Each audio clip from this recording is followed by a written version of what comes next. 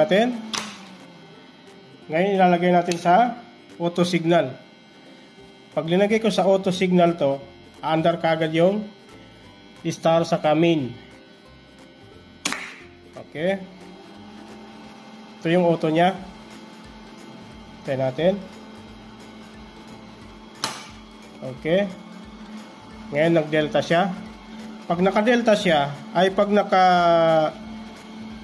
naka-auto signal siya, hindi mo siya ma-off sa manual. Hindi mo siya pwedeng i-off sa manual.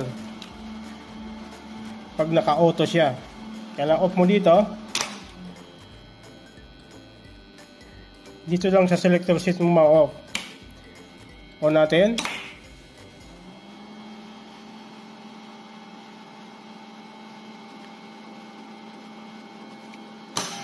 Okay. Pag nakaman